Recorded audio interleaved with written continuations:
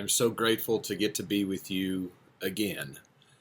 I always am grateful that God gives me more life. So here we are. And we're still in Micah chapter 7, verses 7 through 9. We've got this week, and then next week we'll wrap it up. What a marvelous passage this is. Let me remind you what it has said thus far. But as for me, I will look to the Lord. I will wait for the God of my salvation. My God will hear me. Rejoice not over me, O my enemy. When I fall, I shall rise. When I sit in darkness, the Lord will be a light to me. I will bear the indignation of the Lord because I have sinned against him. And today's phrase is, until he pleads my cause and executes judgment for me. So again, there's this awareness of and commitment to turning to the Lord and depending on him in this passage. But as for me, I'll look to the Lord. He's the one who saves me. He's the one who delivers me. He's the one who brings me up and picks me up from my enemies. And he's the one that I trust. Now, when I sin, my just deserts are I get indignation and judgment from God. That is sin, and that is the judgment of sin. So that's what verse 9 is talking about.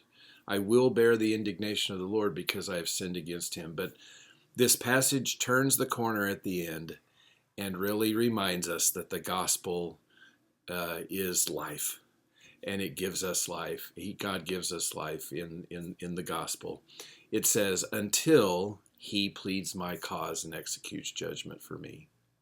You know, in one of the Psalms it says, righteousness and justice are the foundation of your throne, O God. And so God's righteousness and justice are like twin supports of who he is, of who his identity is, of his very throne. And so we can depend on God to plead our cause and execute judgment for us.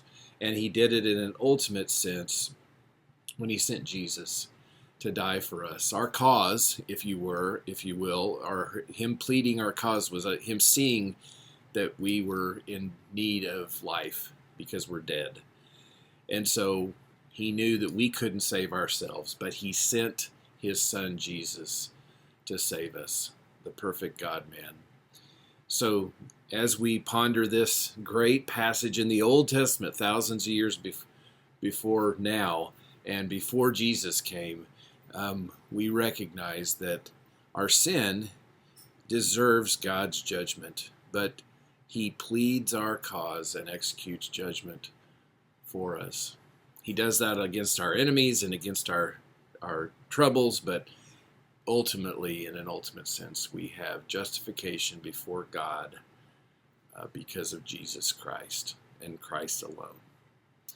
Man, I pray that you will be as encouraged as I'm encouraged about that because of Jesus, I have hope, I have life, I have a future. So this week, as you go through life, and maybe it's tough right now, recognize that it is God who pleads your cause and executes judgment for you. God bless you. I pray that you have a great week. Take care. Bye-bye.